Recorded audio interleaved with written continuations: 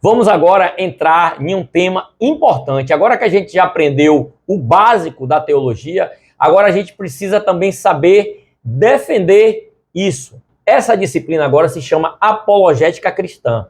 O que é apologética? Apologética significa defesa. A gente vê pessoas fazendo apologia a drogas, fazendo apologia a aborto. Nós fazemos apologia à Bíblia, à defesa. Não defendemos essas coisas, defendemos a vontade de Deus, que é a vontade boa, perfeita e agradável. Nessa apostila, vamos entender a razão da nossa esperança.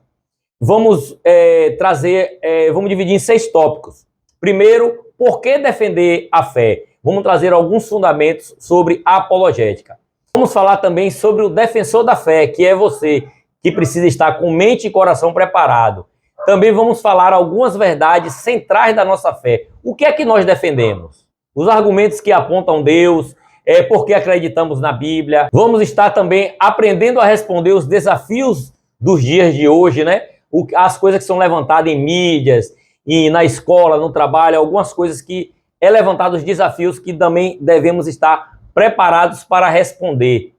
Vamos precisar construir pontes para conversar com pessoas a qual pensa diferente de nós.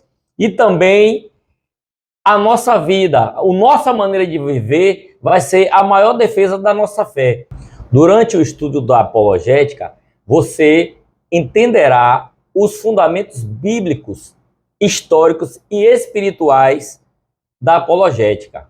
A palavra de Deus nos responde com clareza em 1 Pedro 3,15, que fala assim a palavra de Deus: antes santificai a Cristo como Senhor em vosso coração, estando sempre preparados para responder com mansidão e temor a qualquer um que pedir a razão da vossa esperança ou da esperança que há em vós. E você vai ver que você já é um defensor, desde quando você escolheu viver o Evangelho, aceitar Jesus com convicção e verdade. Vamos resumir aqui em 3 pontos para te mostrar o quão é importante o estudo da apologética. Ela mostra que a fé cristã, ela faz sentido. A fé não é um salto no escuro, mas um passo na firme revelação da luz que Deus te deu para entender o Evangelho. O Senhor nos escolheu, nos chamou e nos mostrou o caminho. E essa convicção, quem te vai dar é o Espírito Santo. Ela também fortalece o cristão. Quanto mais entendemos, mais seguros vamos caminhar. Ela abre também as portas para o evangelismo. Quando alguém tem dúvidas sinceras, você pode ser a resposta de Deus para aquela dúvida dela, porque você estudou, você conheceu a palavra de Deus. A Bíblia diz que errais por não conhecer as Escrituras.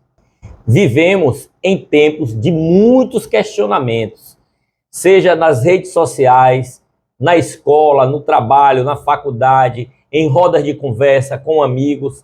Então, todos os dias, ideias estão sendo lançadas contra a fé cristã. Você não precisa ser teólogo, você não precisa conhecer tudo, mas precisa estar disposto a aprender, a buscar, a defender com amor e esperança a fé que há em você, a esperança que há em você, como citamos lá em 1 Pedro 3,15. E aquilo ali é algo que foi imposto, a qual devemos buscar. O defensor da fé. O defensor da fé, ele deve estar com o coração e a mente preparada. Agora que sabemos o que é apologética, significa defesa. Quando eu falar apologética, estou falando defesa.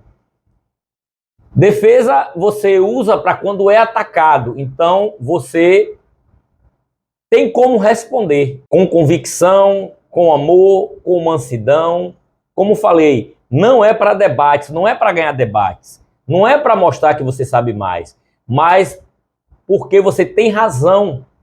Você tem a razão que Deus te deu no coração.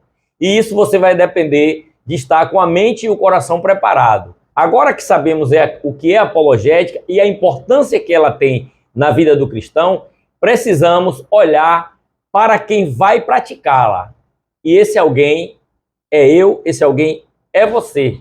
A forma como vivemos e tratamos as pessoas, ela já é parte da defesa da nossa fé. Vamos falar de duas áreas que precisam andar juntas. Primeiro, o coração. O amor genuíno por Deus e pelas pessoas, humildade para reconhecer limites e aprender sempre, tem que estar com o coração aberto para aprender o que não sabe. Gentileza e respeito em cada conversa. A integridade, viver o que pregamos. Não adianta só falar de boca, mas precisamos viver, conhecer e se dedicar diariamente. Não apenas ser um turista da Bíblia, você precisa ser um explorador. É sua ferramenta de cabeceira. Você tem que estar meditando na Bíblia sempre. Você tem que estar em contato, porque ela é Deus falando de maneira inequívoca. Eu posso querer falar algo dizendo que é de Deus, porque eu senti, porque eu percebi algo, né? E meu coração é enganoso. Então, a gente deve estar com o coração e a mente alinhado com a palavra de Deus. Ela que nos esquadrinha, ela que nos deixa firmes, alicerçados, pisando em terreno sólido. Também a nossa mente deve estar voltada para Deus e com muito conhecimento da Bíblia. Você precisa ter entendimento básico das doutrinas da nossa fé. O que a palavra de Deus, eu não estou falando aqui de usos e costumes de denominações, eu estou falando aqui das doutrinas centrais da palavra de Deus. Você também tem que ter um conhecimento mais abrangente da visão de mundo. Conhecimentos gerais. É bom você também ler outros livros. Eu mesmo gosto de ouvir pessoas que são contrárias a mim, porque é a partir daí que eu consigo aqueles ganchos para entrar na conversa e poder debater. Você precisa conhecer outras religiões, conhecer não de experimentar, mas de ler o que ela ensina, o que ela prega, porque aí você tem como achar as deficiências, as quais levam a erros e heresias.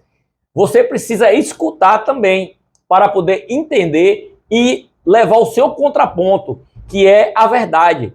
Pois em João 14,6, Jesus ele diz expressamente: eu sou o caminho, eu sou a verdade, eu sou a vida.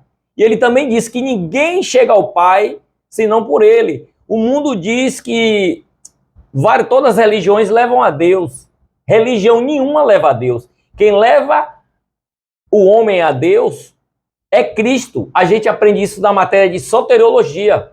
Tudo que vamos falar aqui é só dizer o que você precisa para defender. O que você precisa para defender, você tem lá em todos os 16 módulos, a qual já gravamos, já disponibilizamos áudios, vídeos, apostilas e também questionários para você estar respondendo. Você precisa também de um raciocínio lógico. Você precisa também raciocinar de maneira lógica e de maneira clara. E, sobretudo, você precisa da dependência do Espírito Santo. Deus, ele usa pessoas simples, mas com um coração disposto e também mentes renovadas. O Senhor quer que sejamos essas pessoas, sejamos esses defensores, mas cheios de graça e cheios de verdade. A verdade não é a sua verdade, é a verdade da palavra de Deus. Vamos trazer agora 10 pontos, 10 atitudes essenciais de um bom apologista, de um bom defensor da sua fé. Ame a palavra de Deus, isso aí está acima de tudo. Amar a palavra de Deus. Segundo, seja humilde, nunca seja arrogante. Terceiro, comece sempre pelo essencial. Fale de Deus. Evite temas polêmicos, temas difíceis. O quarto, você deve ouvir com atenção. Quinto, mantenha o foco. Evite discussões que não vão levar a nada, ou seja, inúteis. Raciocine com a lógica. Responda com sabedoria. Aprenda constantemente, inclusive com quem discorda. Como eu falei, a pessoa que discorda de você, ela acaba dando brechas para você entrar na conversa. Confie no Espírito Santo para convencer. Esteja em espírito de oração antes de conversar com a pessoa, esteja vigiando e confie no Espírito Santo. Viva o que você defende. Não adianta você defender uma coisa a que você não vive. Você vai defender a Bíblia, você vai defender a sua fé se você nem lê a Bíblia. Você não precisa, eu não estou falando aqui de perfeição. Você não precisa ser perfeito para defender a sua fé. Eu tenho que ser um exímio professor, um exímio teólogo. Não. Você só precisa ser sincero, principalmente diante de Deus e também diante de quem está te ouvindo. Você tem que falar com sinceridade. Você precisa ser intencional na questão do aprendizado. Você tem que ali, se integrar. Você precisa ter a intenção de aprender. Você pode assistir uma videoaula simplesmente para julgar o professor. Ver a maneira que ele está falando, que ele está ensinando, ou simplesmente olhar com a visão crítica. Não, você tem que ter a intenção de absorver aquilo que vai te edificar.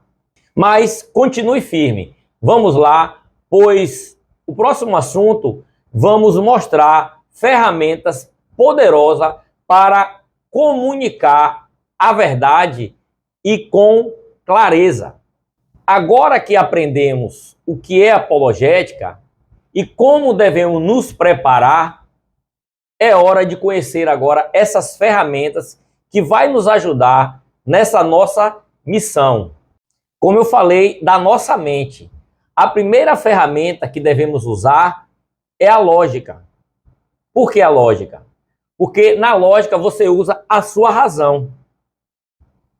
E o interessante é que um dos atributos que Deus nos deu ao homem, foi o raciocínio, foi o pensar. Deus nos criou e nos deu a capacidade de pensar. E uma vez que você pensa bem, que você consegue raciocinar, isso é uma forma de glorificá-lo também, porque você está usando um atributo que ele te deu, que é o atributo de você ter. Deus não fez bonecos, Deus nos fez seres pensantes, criados à sua imagem e semelhança, com o poder de pensar, de raciocinar e de tomar decisões. A lógica, ela nos ajuda em alguns aspectos, como falar com clareza, não falar palavras desconexas, mas palavras que tragam sentido. Analisar argumentos contra a fé. Pessoas vão lançar argumentos contra a sua fé, você vai processar aquela objeção e com clareza trazer o que a Bíblia diz. Você precisa construir boas respostas, mostrar que a fé cristã ela é coerente, criar pontes, criar conexões com quem valoriza o pensamento racional. Como eu disse, a fé ela tem uma lógica. Isso não quer dizer que vamos dominar tudo, porque a gente tem que entender que nossa razão também ela é limitada. Deus nos deu a capacidade de pensar, de raciocinar, mas temos que entender que nós temos um Deus soberano, um Deus sublime também, que algumas coisas vai precisar também da revelação divina. Isso aqui é claro. É tanto que duas pessoas lêem o mesmo texto, uma entra e traz o discernimento na vida, traz a mudança da pessoa, a outra lê e nada muda na vida dela. Por quê? Porque ela não tem a luz do Espírito Santo na vida dela. Então ela precisa ter a revelação divina também. Esse conhecimento, essa leitura com razão e com a fé, ela vai nos ajudar a reconhecer o querer e o efetuar de Deus. A vontade, porque temos a vontade permissiva, mas temos a vontade soberana de Deus. E a vontade soberana de Deus, ela é boa, ela é perfeita e ela é agradável. Na história da apologética. Na história da apologética, vemos aqui 4 métodos comumente usados para defesa da nossa fé. Um dos métodos é a apologética clássica. A apologética clássica, ela traz Deus revelado, provando a existência dele através de toda a sua criação. Se você for olhar a ciência vem tentando bater nisso aí, tentando desconstruir Deus, mas essa palavra aqui, ó, essa Bíblia aqui, ó, ela não é pega em nenhuma contradição. Tudo que ela fala, há 3.000 e tantos anos atrás, há 2.000 e poucos anos atrás, o último escrito dela vai fazer 2.000 anos e continua real, continua verdadeiro e continua atualíssimo. E além de provar Deus através da sua criação, que só Deus para criar o ser humano tão perfeito, ela também apresenta Cristo, o Filho de Deus, o Deus encarnado, através da sua vida. Você vê que a história é dividida antes e depois de Cristo. Tem a apologética também das evidências. Ela usa fatos históricos. A história, a gente pega lá Cristo nasceu na época dos romanos, a qual o Império Romano. Tivemos o Império Egípcio, tivemos o Império Babilônico, tivemos o Império Assírio, tivemos o Império Persa, tivemos o grego e o romano.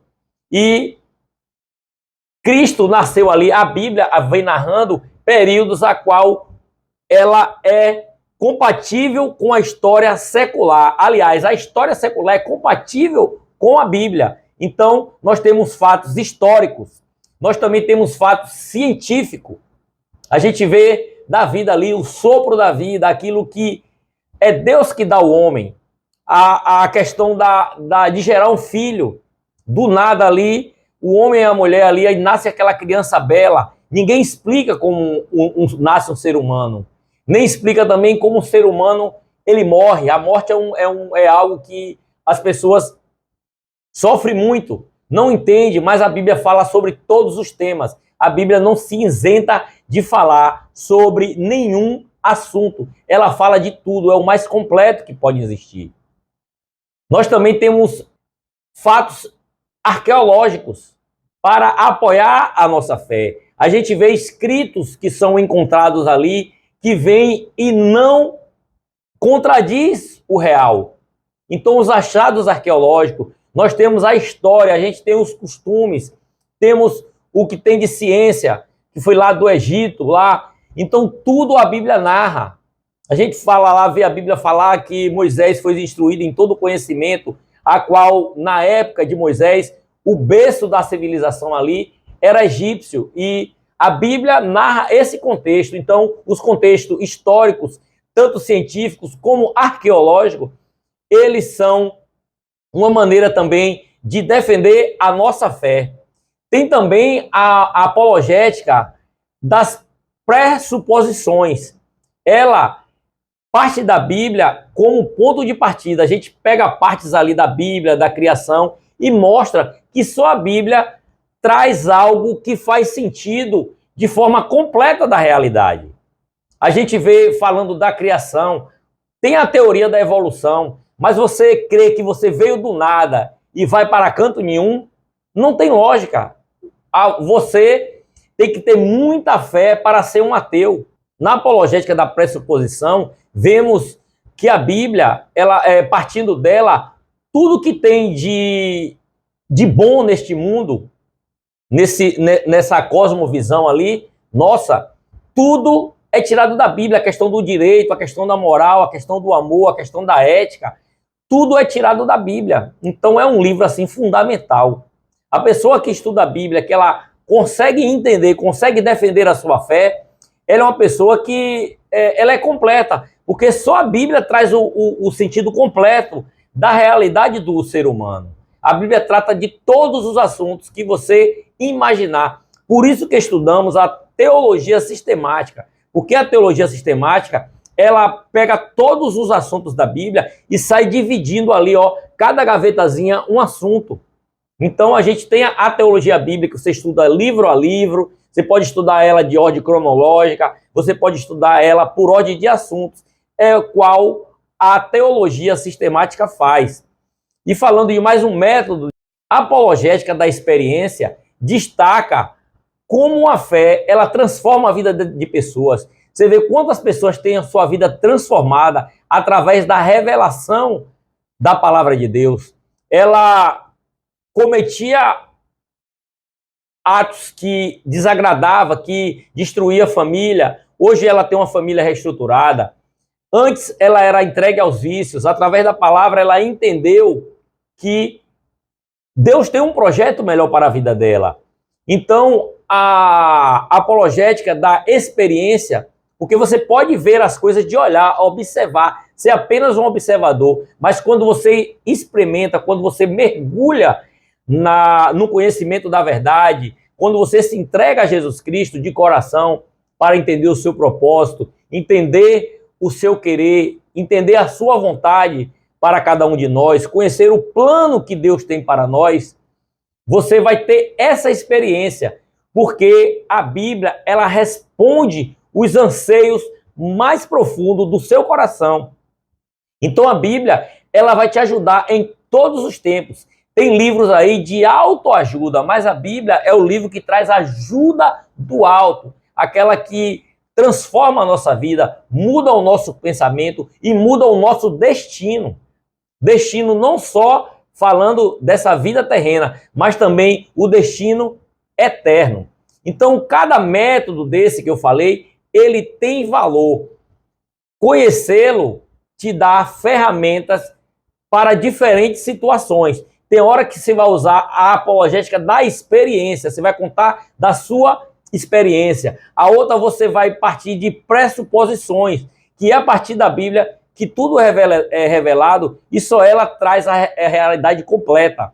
Nós temos também a teologia da evidência, a apologética da evidência, que usa fatos históricos, fatos científicos e fatos arqueológicos. É tanto que temos a geografia bíblica, temos a arqueologia bíblica. Então tem várias matérias ali a qual você pode ver, você pode explorar. E a primeira que falei foi a apologética clássica. Primeiro, conhecer a Deus e conhecer a Ele através do que Ele se deu por revelar, que é a sua criação, e também pelo seu Filho Jesus Cristo, a qual Ele deu um dia na cruz, e que morreu, e que ressuscitou, e que um dia retornará. Isso são fundamentos básicos que você deve ter para defender a sua fé. Voltando à nossa aula de apologética cristã, ou seja, defesa da fé, vamos falar um pouquinho de lições que temos na história. No início da igreja, os primeiros cristãos da era primitiva, eles sofreram muitas perseguições, enfrentaram grandes desafios para poder defender a sua fé. Eles não tinham redes sociais, não tinham microfones, mas tinham coragem, sabedoria e uma fé inabalável. Vamos agora conhecer um pouquinho desses heróis, verdadeiros heróis da fé. Durante os primeiros séculos, os cristãos enfrentavam todo tipo de perseguição. O pior, eles enfrentavam o Império Romano. Eles eram acusações falsas, eles eram acusados de ser ateus, de ser imorais, de ser canibais. Todo tipo de acusação eram levantadas, heresias que ameaçavam a verdade do Evangelho. Mas Deus levantou esses homens que se colocaram como colunas da igreja, homens de fé, que suportaram tudo para que o Evangelho desse continuidade e chegasse até nós. Vemos isso muito bem na história da igreja. Na história da igreja, vamos ver homens assim que sacrificaram suas vidas, sacrificaram suas famílias para poder chegar esta palavra até nós. Alguns nomes importantes que fizeram essa defesa da fé. Justino Marte, ele apresentou o cristianismo como a verdadeira filosofia. Já Tertuliano, ele defendia a fé com firmeza contra as heresias e contra o paganismo romano. Irineu ele combateu o gnosticismo e afirmou com clareza que o verdadeiro evangelho veio dos apóstolos, através de Cristo que passou por seus apóstolos, e houve a continuidade. Já Atanásio, ele lutava bravamente para afirmar que Jesus era verdadeiramente Deus. Isso contra o arianismo, que não colocava a pessoa de Jesus como verdadeiro Deus. Hoje tem religiões também que não botam Jesus como verdadeiro Deus. Então, esses homens aí, você vê que não é diferente. O que eles enfrentavam lá, hoje nós enfrentamos, só que de maneira diferente. Hoje são redes sociais, é a cultura, em universidades, todo mundo querendo desconstruir o evangelho ou fazer com que perca a credibilidade. Muitos se envolvem em polêmicas, em seitas, em heresias, tudo isso tentando vincular a imagem das boas novas, a imagem do evangelho, a essas coisas que nada a ver tem com o evangelho dos apóstolos. Esses homens, eles deram a sua vida, literalmente. Muitos, eles amaram tanto a verdade que não pouparam sua vida, antes entregaram a sua vida. Então hoje, quando eu vejo pessoas vendendo um evangelho de facilidades, de só ganha, ganha, ganha, ganha, nada de renúncia, nada de perca, nada de deixar as coisas do mundo,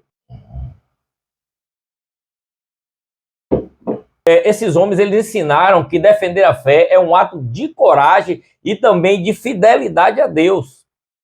A apologética, ela não nasceu ontem, ela faz parte da missão da igreja desde o início. E hoje não é diferente. Hoje Deus quer levantar pessoas para defender o verdadeiro evangelho. Quando alguém perguntar a razão da esperança que há nela, ela tenha capacidade de responder, porque Deus não quer uma fé cega, Deus quer uma fé racional, uma fé a qual conheça a palavra revelada dele, que abrange a sua vontade principal. Os argumentos, os fundamentos da fé, você tem que saber de cor, você tem que conhecer. Como eu digo, errais e não conheceis a Escritura. Então precisa conhecer até como prevenção de falsos ensinos, de enganos, de cair em seitas e heresias. Então, para sua firmeza na sua fé, você precisa conhecer a palavra, você precisa dedicar tempo ao estudo, dedicar tempo à escola bíblica, dedicar tempo a participar de discipulados, a seminários teológicos. Por isso que eu me coloco aqui à disposição para estar com vocês, sempre compartilhando esses conteúdos, além dessas videoaulas, que é apenas uma introdução. O aprofundamento, ela vem com as apostilas, ela vem ali, com os seus testes de conhecimento, através das provas online que nós temos. Só você solicitar o link, que você, ao fazer todas as provas, você vai receber um certificado, vai receber também todo o material gratuitamente. Vamos agora para as verdades centrais da nossa fé. O que nós defendemos? Queridos irmãos em Cristo, irmãs em Cristo, chegamos a um dos momentos mais preciosos dessa jornada apologética. Até aqui falamos da apologética, como você se preparar para defender a sua fé e como utilizar algumas dessas ferramentas. Mas o que exatamente estamos defendendo?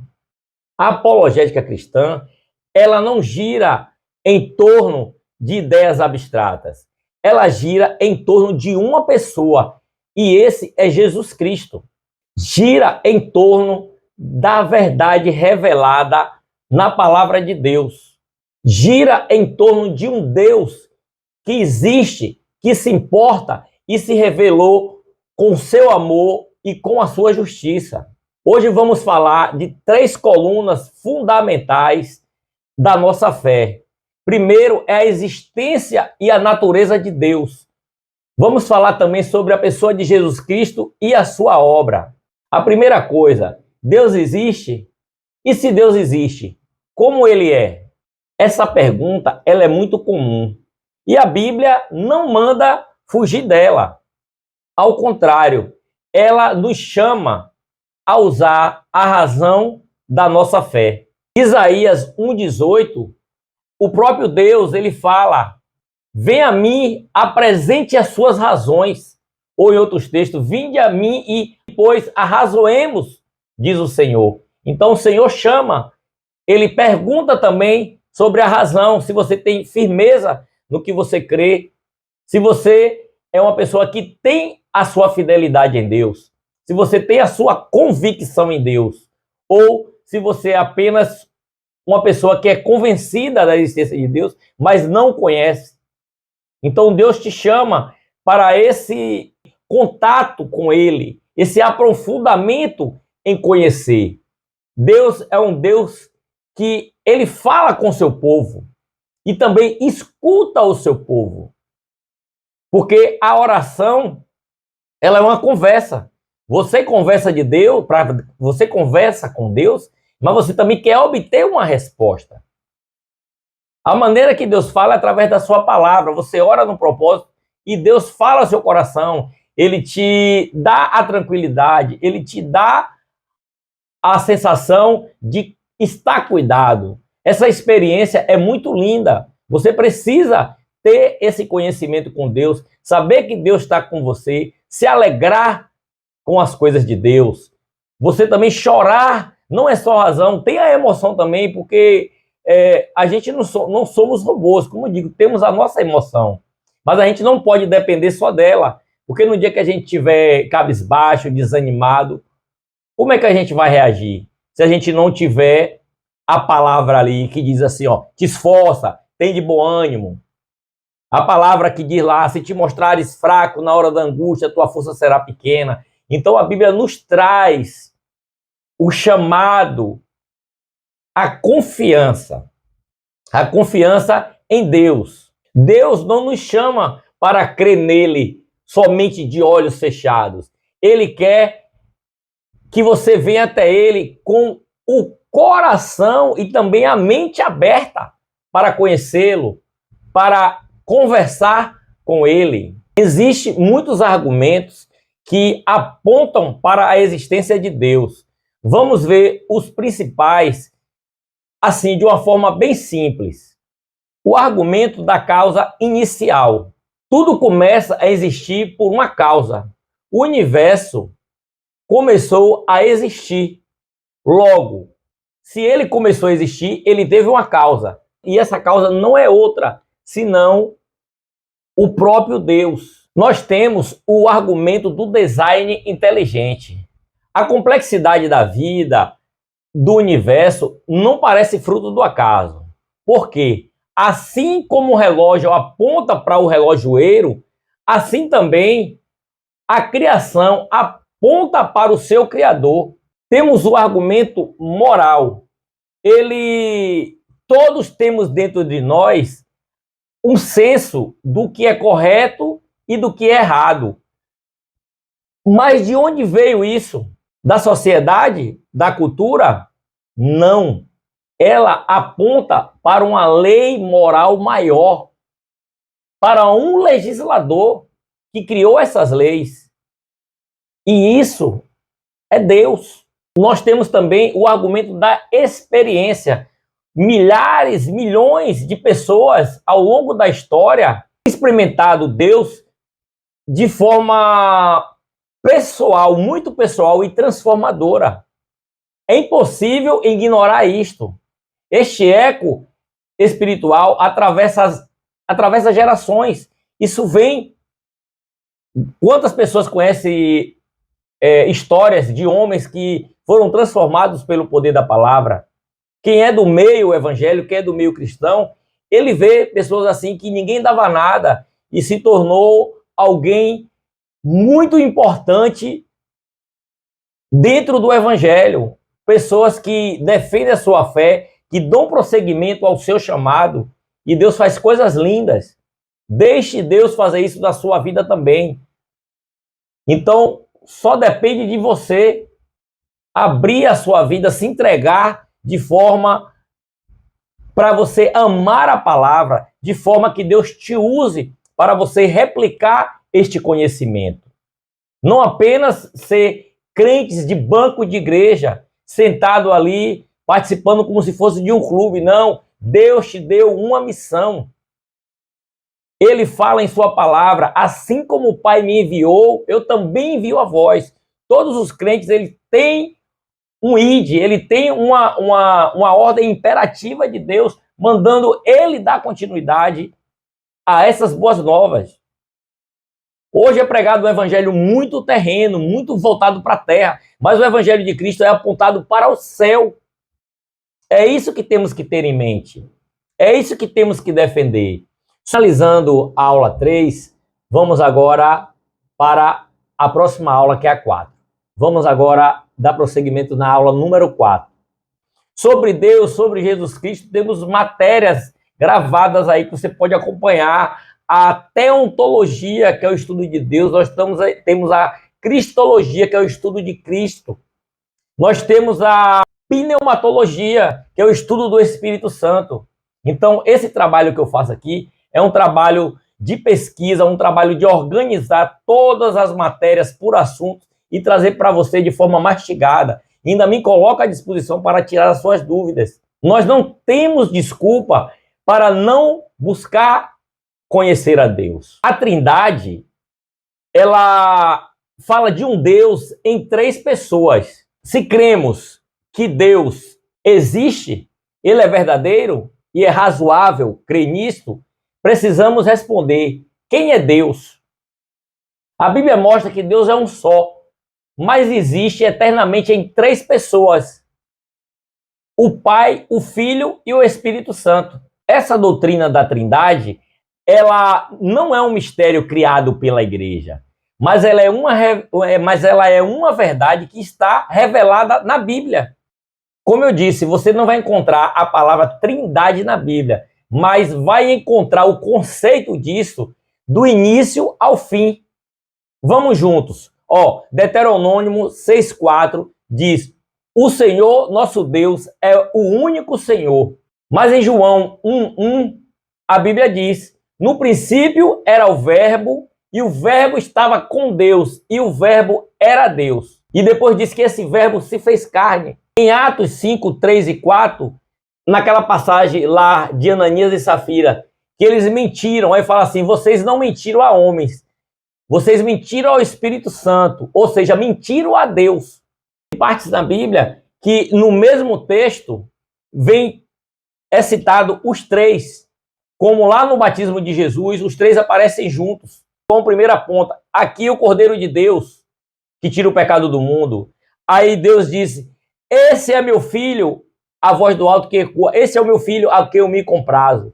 E o Espírito Santo, em forma corpórea de uma pomba, aparece também em forma corpórea, o Espírito Santo, ali numa forma de uma pomba. Também na grande comissão, quando os discípulos estão com Jesus ali, e ele recebe a instrução: ide e batizai, em nome do Pai, em nome do Filho, em nome do Espírito Santo. Isso não quer dizer que são 3 deuses. É um só, com uma só essência, mas com 3 pessoas distintas. Nós vemos o Pai como o Criador que governa com justiça e com amor. Nós temos o Filho, Jesus Cristo, que é o Verbo encarnado, como está em João. O Filho, Jesus Cristo encarnado, a qual se fez homens, como está lá em Filipenses 2,4, que ele se humilhou, tomou forma de homem, foi obediente até a morte e morte de cruz. E temos o Espírito Santo como o Deus que hoje habita em nós, nos consolando e também nos santificando. Então a gente vê essas 3 pessoas agindo na nossa vida.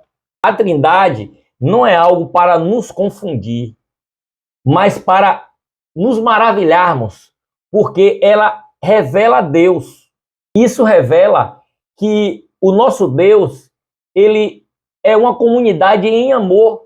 E o mais lindo desse Deus trino é que ele nos convida para dentro desse relacionamento. Ele te chama para você ter um relacionamento com ele. Nós somos hoje filhos por adoção através de Jesus Cristo com Deus, porque o seu Filho Jesus Cristo nos remiu e hoje também somos habitados pelo Espírito Santo. Então é um relacionamento, não é algo para te confundir, te deixar embaraçado, não. Para você se relacionar com Ele através dessa experiência.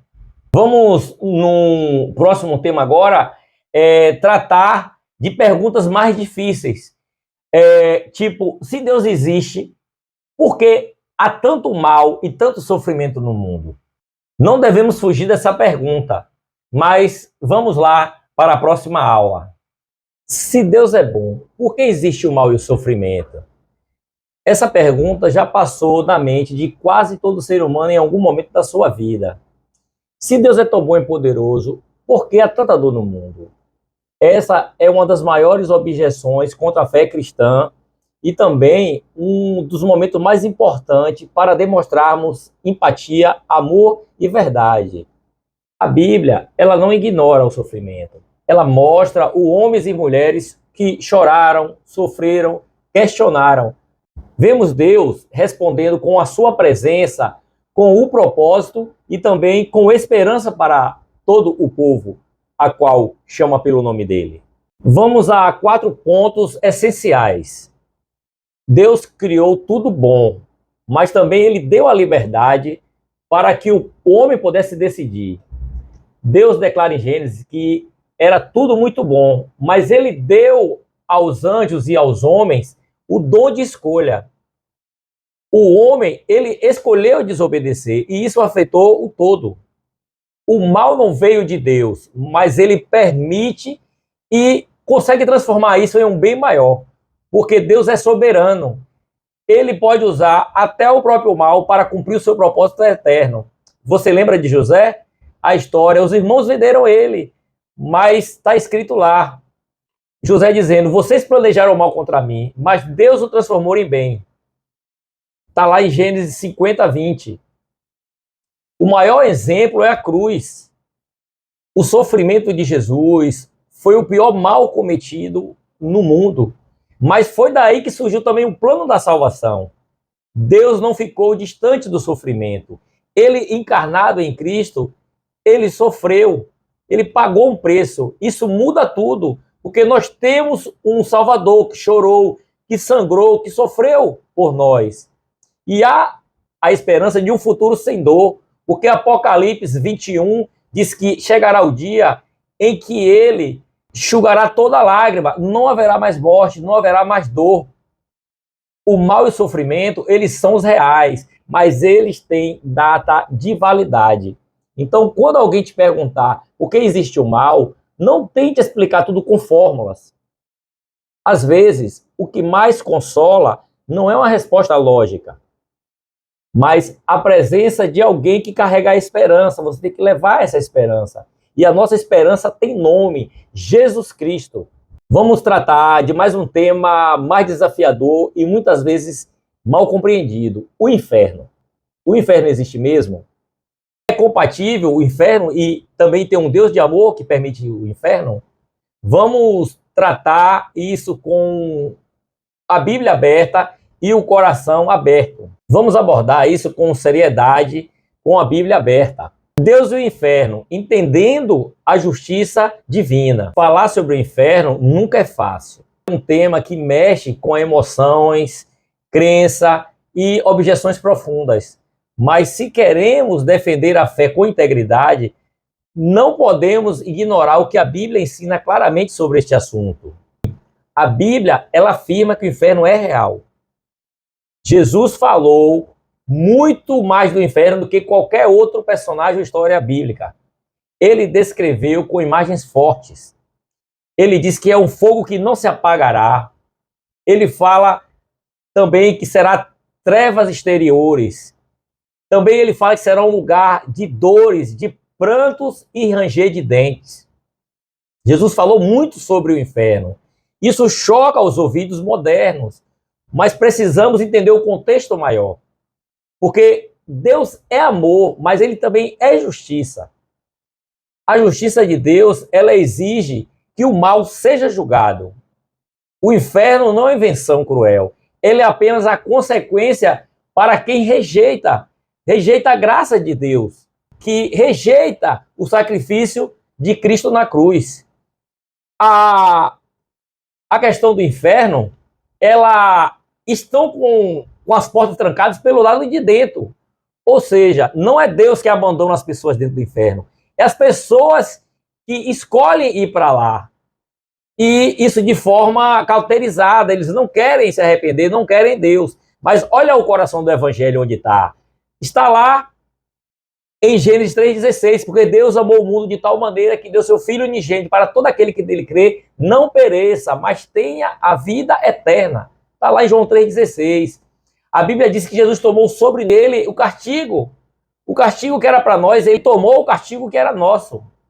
Ele enfrentou a dor, ele, por justiça, ele sofreu a morte, sem ter pecado. E não precisa que ninguém vá para o inferno, porque Cristo venceu a morte e o inferno. Quando falamos sobre isso, sobre o inferno, não é questão com orgulho, com um julgamento, mas tem que ser com lágrimas nos olhos, com dor. Jesus Cristo, quando ele estava em Betsaída, Corazim, ele, ai de ti, cidades, que quantas vezes eu quis juntar vocês como uma galinha junto dos pintinhos, mas vocês foram rebeldes, vocês negaram, vocês não quiseram o amor. Jesus, ele enfrentou essa separação, que ele chegou ao ponto de dizer, pai, por que me desamparaste? E ele disse que se pudesse, ele pedia a Deus, se pudesse, tirasse aquele cálice dele, mas ele disse que não seja feita a minha, mas a tua vontade. E a vontade de Deus, ela é boa, a vontade de Deus é perfeita, e ele tinha um plano, Deus não foi pego de surpresa. Então, já estava na eternidade descrito, a Bíblia fala que é o Cordeiro imolado antes da fundação do mundo. Está lá o Cordeiro. E a Bíblia, ela toda é uma tipologia. A gente vê todo o Antigo Testamento apontando para Jesus, que Jesus vinha cumprir isso. E ele veio e ele cumpriu. Então, quando a gente fala de inferno, é motivo de tristeza de pessoas que negam a Cristo e preferem pagar para ver. Então, é motivo de chorarmos pelas almas, de clamarmos por essas pessoas que se encontram distantes e que não têm aproximação. E essa aproximação, essa distância, ela só é encurtada, ela só é abreviada através de Cristo. E aí a pessoa, sim, tem acesso ao Pai. Em nome de Jesus, através do Espírito Santo, é a oração que todos devem fazer. A verdade é que o inferno existe, mas também existe um Salvador poderoso, disposto a salvar a qualquer um que queira se aproximar dele com fé. Finalizando agora a aula 4, vamos, no próximo bloco, trazer a aula número 5. Vivemos tempos de desafios. A questão da fé em meio à dúvida. Vivemos em uma época em que a fé cristã ela é constantemente desafiada. Pessoas questionam a existência de Deus, duvidam da Bíblia, ridicularizam a moral cristã. Talvez você já tenha ouvido perguntas como: se Deus existe, por que existe tanta maldade? A ciência já não explicou tudo? Essas dúvidas são reais. As pessoas, elas têm, muitas vezes, estão buscando um sentido, não a briga. Então, ela não entendeu ainda. Ela não conheceu a verdade. Vamos aprender a conversar com essas pessoas com firmeza, mas também com compaixão, mostrando que se importamos com ela. Vamos falar um pouquinho dos ateus, dos agnósticos e dos céticos. Respondendo ao ateísmo. Quem disse que Deus não existe, ele também está fazendo uma afirmação de fé. Porque para ter certeza de que Deus não existe em nenhum lugar, ele precisava saber tudo. Estar em todo lugar, conhecer de tudo. E isso é impossível para qualquer ser humano. Além disso, se Deus não existe, de onde veio o universo? São perguntas. Se tudo é fruto do acaso, por que há tanta ordem, beleza, complexidade e perfeição nas coisas de Deus? Se não tem Criador, por que temos esse senso do que é certo e do que é errado? E se não há propósito, por que a nossa alma anseia por esse sentido de eternidade, que ninguém quer morrer. Se não há propósito, porque a nossa alma anseia por justiça, ela tem esse sentido de eternidade, de não se conformar com a morte, porque Deus fez o homem para ser eterno. A verdade é que a fé, ela explica melhor essas questões do que a ausência de Deus. Dizer que Deus não existe é muito mais difícil de compreender o sentido da vida. Os agnósticos, você vê ele com perguntas como: não sei se Deus existe. Tudo bem. Duvidar faz parte da busca, mas será que não é possível conhecer a verdade?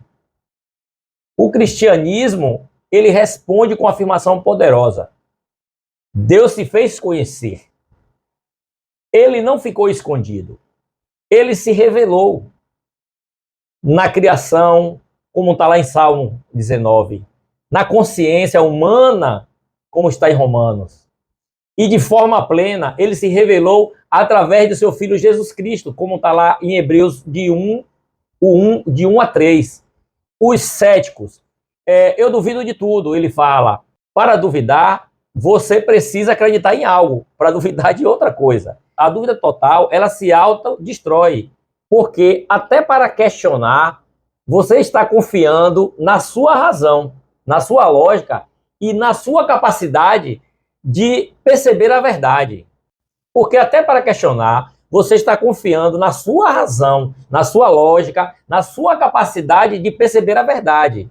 A fé cristã, ela não anula a razão, ela ilumina, pelo contrário, ela te convida a fazer as perguntas certas e te apresenta respostas que tocam a mente e o coração. Falar sobre a fé e a ciência. Há conflito ou harmonia? Você já ouviu a frase: a ciência matou a fé. Mas será que isso é verdade? A verdade é que a fé e a ciência não são inimigas. Elas olham para a realidade de formas diferentes, mas complementares. A ciência pergunta: como isto funciona? A fé pergunta: por que isto existe? A ciência estuda os mecanismos. A fé revela o propósito. Vamos colocar isso em perspectivas. A Bíblia não é um livro de ciência, mas sempre que fala da realidade, ela fala com verdade. A Bíblia já afirmava que o universo teve um começo. Está lá em Gênesis 1:1, séculos antes da teoria do Big Bang. Ela descreve a complexidade, a beleza da criação com a evidência de um Criador. Está lá em Salmo 119, está lá em Romanos 1:20. Os próprios pais da ciência moderna, como Newton, como Galileu, eram cristãos e viviam a ciência como um ato de adoração.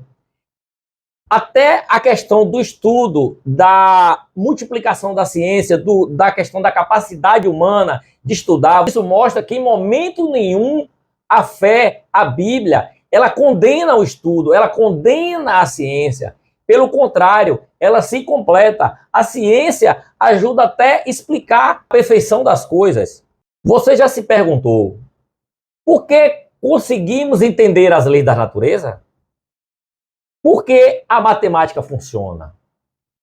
Por que o universo parece todo ajustado para a vida? Qualquer coisa que fosse diferente na Terra, na atmosfera, no ar, não teria capacidade do ser humano sobreviver em um planeta. É tanto que os homens buscam aí na Lua, em Marte, lugar onde o homem possa habitar, e até agora não se descobriu. Você vê que há um design inteligente, há algo por trás disso que controla tudo. Como eu falei, o relógio aponta para o relojoeiro. A criação, a natureza aponta para o seu Criador, que é Deus. Essas perguntas, elas fazem mais sentido quando partimos da ideia que um Deus inteligente, poderoso e pessoal criou tudo. É muito mais fácil entender. E sobre a evolução? Esse é um dos temas mais polêmicos, que precisa ser tratado com respeito e equilíbrio.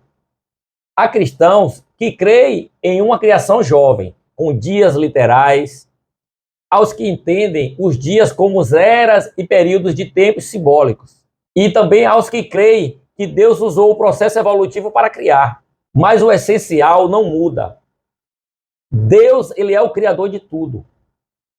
O ser humano é único, criado à sua imagem e semelhança. A queda de Adão e Eva foi real e trouxe o pecado. E somente Jesus pode redimir o homem. Você não precisa ter todas as respostas científicas, mas pode ter convicção firme de que crer em Deus é racional. Crer na Bíblia é coerente. A fé cristã, ela sustenta e não contradiz a busca pelo conhecimento, como eu falei. Uma pergunta muito popular. Todas as religiões levam a Deus? Prepare-se. É hora de mostrar com graça e verdade, porque só Jesus é o caminho. Todas as religiões levam a Deus? A mensagem única de Jesus, tão gentil e confrontador ao mesmo tempo. Vivemos num mundo em que a frase mais repetida é: todas as religiões levam a Deus. Todas as religiões são boas. Todos os caminhos são bons. Há vários meios. Isso parece bonito, educado, moderno. Mas será que isso é verdadeiro? O próprio Jesus disse: eu sou o caminho, a verdade e a vida. João 14,6. Está lá. Ninguém vai ao Pai senão por ele. Está lá escrito. Pedro afirmou: em nenhum outro há salvação. Atos 4,12. Essas são palavras que não deixam espaço para múltiplos caminhos. São declarações de exclusividade. Mas por que isso incomoda tanto? Porque o mundo ama a ideia da tolerância. Isso é verdade, quer aceitar tudo, desde que nada afirme ser absolutamente verdadeiro. Mas a verdade, por natureza, ela é exclusiva. Se duas afirmações se contradizem, ambas não são verdadeiras ao mesmo tempo. Um exemplo prático. O cristianismo diz que Jesus é Deus que ressuscitou. O islamismo diz que Jesus não é Deus e não ressuscitou. Ambas podem estar erradas, mas as duas não podem estar certas ao mesmo tempo. Tem que decidir. Não dá para cair também na falácia que todas as religiões é como um quebra-cabeça. Uma vai juntando com a outra e no final todos vão chegar a Deus em partes. Que aí as partes vão se juntando e que todas, quando se juntam, formam um inteiro. Ou seja, para dizer que todas as religiões estão parcialmente certas, você está assumindo que conhece a verdade completa. Isso também é exclusivismo, só que disfarçado. O que torna Jesus único, ele não veio ensinar um caminho. Ele disse que ele é o caminho. Ele não apontou para a verdade. Ele disse: eu sou a verdade. Ele não prometeu apenas luz. Ele diz: eu sou a luz. Eu sou a luz do mundo. E diferente de qualquer outro líder religioso, ele venceu a morte. Ele ressuscitou. Ele venceu a morte. Aonde está o pai do espiritismo, Allan Kardec? No túmulo. Aonde está o pai dos mormons, Joseph Smith? Está morto. Onde está os pais da torre de vigia, dos TJ? Está morto. Mas o nosso Cristo, ele está vivo. Ele ressuscitou. Jesus não veio oferecer uma religião. Ele veio nos reconciliar com Deus. Não é arrogância dizer que só ele salva. É graça, porque ele oferece a todos de forma gratuita. Mas você precisa responder isso com amor. Reconheça o valor das pessoas, mesmo que discorde de você. Foque em Jesus. Fale sobre quem ele é, o que ele fez e como ele te transformou, como ele me transformou. Olha, exclusividade aí não é intolerância, é fidelidade à verdade, é a confiança que o Espírito Santo nos traz, é a revelação que o Espírito Santo traz, é o amor de Deus derramado em nossas vidas. Convide as pessoas e diga: examine por si mesmo quem foi Jesus, leia os evangelhos, veja como ele trata as pessoas. Veja como ele ama você, ama o amigo. Ao analisar o Evangelho, a gente vê o quanto Cristo nos amou. A fé cristã, ela não é uma entre muitas. Ela é a boa notícia que Deus veio até nós como não poderíamos ir até Ele. E isso muda tudo. Vamos continuar estudando como colocar isso tudo na prática. Porque defender a fé não é só estudar, também é viver e responder com amor no dia a dia. Chegamos agora no último bloco da apologética cristã. Se você ficou até aqui assistindo essa aula, é porque seu coração arde por Jesus e pela verdade do Evangelho. Você já entendeu o que é apologética, o que é defesa da fé? Quem somos como defensores? Quais ferramentas usar? O que cremos? E como responder aos desafios do mundo? Agora vem a parte mais poderosa. Como viver tudo isso no cotidiano? A primeira grande verdade, a sua vida, ela vai falar mais do que as suas palavras. Antes de qualquer argumento, antes de qualquer resposta, as pessoas estão olhando para nós, para você, para nossas vidas. Como nós reagimos à injustiça? Elas percebem. Como lidamos com o sofrimento? Com murmuração? Como tratamos quem discorda de nós? Jesus disse: brilhe a luz de vocês diante dos homens, para que vejam as suas boas obras e aí glorifiquem a Deus, ao nosso Pai. Está lá em Mateus 5,16. Viver a fé é a apologética mais poderosa que existe. Precisamos responder com amor e sabedoria. Devemos ouvir antes de falar. Muitas dúvidas são perguntas do coração e não só da cabeça. As pessoas têm sentimento. Não tenha medo de dizer, às vezes, eu não sei. Você não precisa ter todas as respostas, mas pode buscar com humildade. Você pode estudar, pode e deve. Ore durante as conversas. Esteja ligado. O Espírito Santo pode nos lembrar e tocar em nosso coração e também tocar no coração do outro. É o Espírito Santo que convence.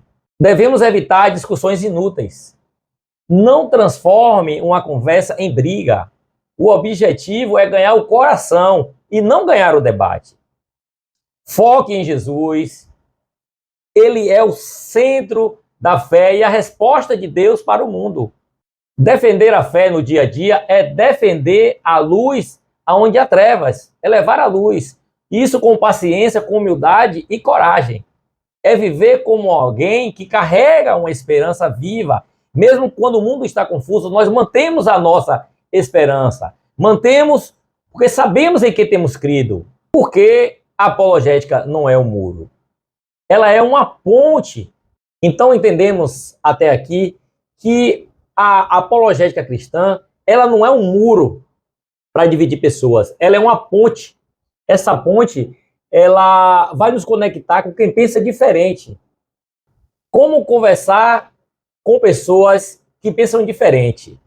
Você já sentiu travado numa conversa com alguém que não crê em Deus?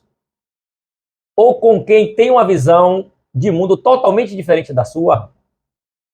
A boa notícia é que você não precisa atacar para defender a sua fé. Você pode construir pontes. A primeira ponte é o respeito. Você nunca vai ganhar o coração de alguém quando ele se sente que está sendo humilhado ou ridicularizado. Mesmo se a pessoa discordar de tudo que você crê, ela continua sendo imagem de Deus, importante para Deus. Se for possível, quando depender de vocês, vivam a paz com todos, é o que a Bíblia ensina. Lá em Romanos 12:18. A segunda ponte, encontrar pontos em comuns. Mesmo quem não crê em Jesus tem valores que podemos aproveitar para iniciar uma conversa. O desejo por justiça, o amor à beleza e à arte, a busca por sentido, a luta contra o mal. Esses pontos são ecos da eternidade. Você pode começar dizendo: eu também me pergunto sobre isso. Sabia que a Bíblia fala disso de uma forma linda? A verdade bíblica tem poder, mas a empatia, ela abre o ouvido e o coração do ouvinte. A terceira ponte, a linguagem compreensiva. Use palavras claras, não use jargões religiosos. Não diga redenção pela apropriação do Cordeiro Vicário. Diga algo mais simples, como Jesus tomou o nosso lugar e pagou o preço em nosso lugar porque ele nos ama, ele pagou o preço. A quarta ponte é a paciência. A maioria das pessoas não muda de ideia em uma conversa só. Muitas estão feridas, frustradas, decepcionadas. Por isso, cultive relacionamentos, não só debates. Quem convence vai ser o Espírito Santo. A Bíblia diz que um planta, um regra, mas Deus é que dá o crescimento, como está em Coríntios. A quinta ponte é o poder da amizade. Às vezes, você será a única Bíblia que a pessoa vai ler. E a pergunta será que essa fé funciona na vida real? Se nossa vida transborda amor, paz e verdade, nós estamos abrindo páginas para o Evangelho sem forçar nada. Construir pontes é um ato de coragem, de compaixão e de fidelidade. Vamos falar agora do tema Nossa Vida, a maior defesa da fé. Imagine alguém observando sua vida, seu jeito de agir, de falar, de reagir. O que essa pessoa vai concluir sobre Jesus pelo que vê em você? A verdade é que o nosso testemunho silencioso pode falar mais alto do que 1000 palavras. A Bíblia nos mostra isso com clareza. Portai-vos com sabedoria para os que são de fora, para que saibam responder a cada um. Como está escrito em Colossenses 4, versículos 5 e 6. Assim brilhe a vossa luz diante dos homens, como Jesus disse em Mateus 5,16. Sede santos em todo o vosso procedimento ou maneira de viver, como diz Pedro, capítulo 1, versículo 15. Como nossa vida defende a fé? Pelo caráter cristão, amor, alegria, paz, paciência, bondade. Estas são as armas da fé que ninguém vai conseguir refutar, como está em Gálatas 5, 22 e 23, que são os frutos do Espírito. Pela integridade no dia a dia, cumprir a palavra, precisamos ser honestos no trabalho, precisamos ser gentil com as pessoas mais difíceis, ser fiel no lar, na nossa família, ter esperança em tempos difíceis. Quando todos se desesperam, o cristão ele ora. Quando falta paz, o cristão ele confia. Essa esperança viva é uma luz poderosa em tempos escuros. Pela vida comunitária também. Uma igreja unida, que ama, que serve, que acolhe, ela é uma apologética viva. O mundo precisa ver o corpo de Cristo funcionando de verdade. Tem uma frase conhecida que diz: a comunidade cristã é a prova final de que Jesus é quem ele disse ser. E quando errarmos, não precisamos fingir que somos perfeitos, mas precisamos viver em arrependimento, perdão, restauração, confessar o nosso erro, pedir perdão, recomeçar. Isso também defende a fé, mostrando que o Evangelho é real e é transformador. Quer defender a fé? Então, viva o que você crê e professa. Mostre Jesus em sua casa, no seu trabalho, no seu bairro, nas redes sociais. Você pode ser a resposta à oração de alguém. Você pode ser a ponte para que outro conheça a verdade. Você é um embaixador de Cristo, onde você estiver. Se você chegou até aqui nesta videoaula, é porque algo arde em seu coração. Algo que vem do alto. Uma chama que o Espírito Santo acendeu e que agora precisa ser espalhada. Você foi chamado para mais do que acreditar em Jesus. Foi mais. Você foi chamado para defendê-lo com a sua vida. O que aprendemos até aqui? Que a fé cristã, ela é sólida, ela é bela, ela é verdadeira. E cada cristão é chamado para estar preparado com amor, com mansidão e sabedoria. Que existe também ferramentas eficazes que dá para dialogar com o mundo, com todos ao nosso redor. Que as verdades centrais da fé, Deus, a Bíblia, Jesus, o pecado, a queda, a redenção, a salvação, precisa ser proclamado e com convicção. Que os desafios modernos, eles podem ser vencidos com uma fé bem fundamentada. E que, no fim das contas, a minha vida, a sua vida, é a maior pregação que alguém pode ouvir. Agora é comigo e com você. O chamado, ele continua. A missão, ela prossegue. E o mundo lá fora está sedento por respostas. Que eu e você temos. Sejamos resposta viva. Seja eu e você canal de viva esperança. Seja um defensor da fé, com o coração cheio de amor, a mente cheia de luz. Que a bênção do Senhor repouse sobre a nossa vida. Que o Pai vos fortaleça. Que o Filho o inspire. E que o Espírito Santo nos capacite para que sejamos todos os dias uma testemunha fiel da verdade que liberta. Muito obrigado por caminhar até aqui e vamos juntos e nunca parem de defender com amor, com verdade, com coragem, a fé que transforma o mundo. Até breve. Nas próximas aulas, vamos estar assim dando continuidade. Gravamos as primeiras 16 aulas de teologia sistemática. Essa é a 17ª, que é a defesa da fé, ou apologética cristã. Eu agradeço a vocês de coração e que Deus em Cristo continue abençoando. Sigamos firmes e prossigamos em conhecer a Cristo. Um grande abraço do seu irmão Alexandro Araújo.